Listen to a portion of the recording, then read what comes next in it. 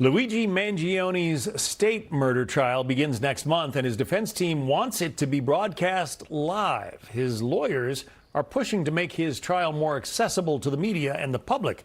In a new court filing, they argue that limiting the number of journalists in court is unconstitutional. Mangione is facing both state and federal trials in the killing of United Healthcare CEO Brian Thompson. Don Brown, former federal prosecutor and a constitutional attorney, joins us now. This is a really weird case to me, Don. Every time I see a defense with a prominent, with a well-known suspect going into court, they usually want to squelch the media. They don't want cameras in the courtroom. Why do you think they want cameras in the courtroom for Luigi's trial? Well, I think, John, thanks for having me today. You bet. I think that what you're seeing is the defense team, which frankly has done a kind of a decent job already. They got the first degree in terrorism murder charge dismissed in state court there in New York, and they also got federal charges missed that would have led to the death penalty. I think what they're trying to do is lay groundwork for appeal here. You know, the Sixth Amendment to the United States Constitution has a plethora of constitutional rights available to defendants: the right to speedy and fair trial, the right to cross-examine witnesses, effective assistance of counsel, and a public trial. And this letter that the defense team has written is complaining because the Office of Court Administration there in Manhattan has put out guidelines basically saying there won't be an overflow courtroom. They want to limit the number of journalists in jury selection to 6 and limit the number of journalists to 68 in the trial. The judge will probably look at this and probably stamp off on most of what the recommendation is, but they're trying to lay the groundwork for possible appellate actions. This is not going to slow the trial down. It's still scheduled to begin September 11th. It will.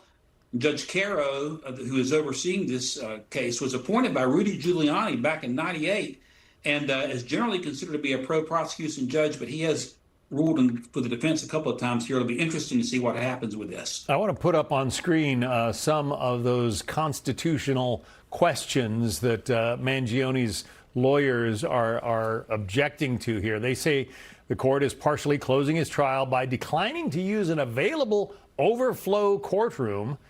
They say the court and the district attorney are hand-selecting the reporters who can attend, and that they, the defense, was given no chance to be heard before those decisions were made. Are those really, I don't know, constitutionally grounded objections, Don? Well, when you read the Sixth Amendment, there's a right to a public trial.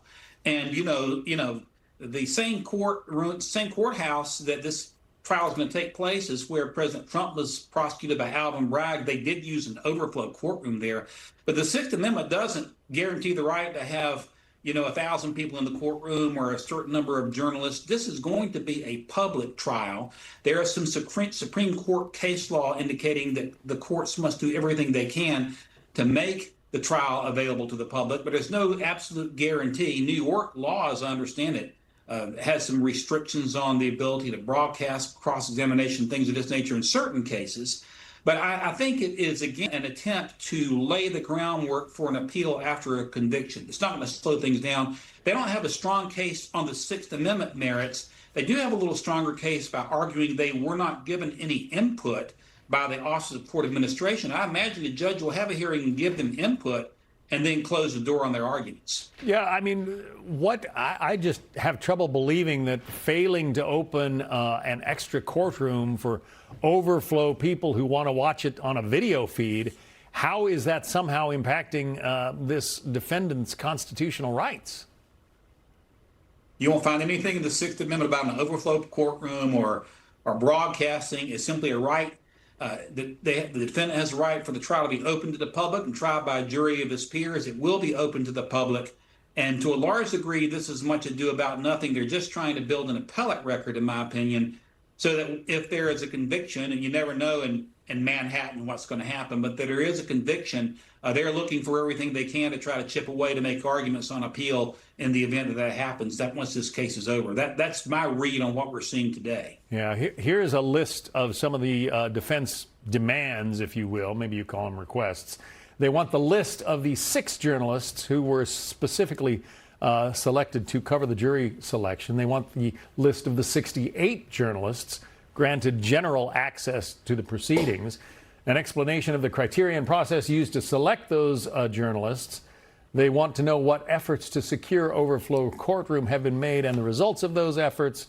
And they want the proceedings to be permitted to be broadcast live, and in the alternative to understand why this will not be permitted by the court. A lot of judges don't like cameras in the courtroom. Isn't that the case, Don? Well, that's true. You don't want cameras in the courtroom sometimes because things can become inflammatory. The jury is going to be instructed not to pay attention to media coverage.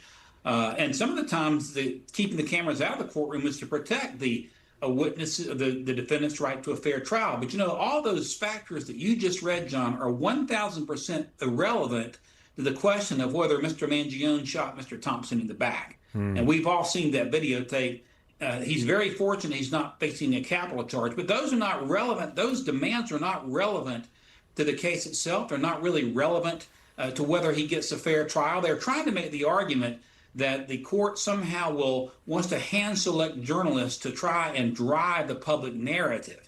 But even still, the jury probably won't be sequestered in this case, but will be instructed to pay no attention to the public narrative anyway. So at the end of the day, it's much ado about nothing, in my opinion, John, to tell you the truth. All right, that's another trial we're going to be watching closely. Don Brown, a former federal prosecutor and constitutional attorney. Thank you, Don. Thank you, John. All right, thanks for watching. Check out my new podcast, Hanging Out with Me, Sean Hannity. The big interviews, the debates you won't get anywhere else. Like and subscribe for new episodes every Tuesday and Thursday.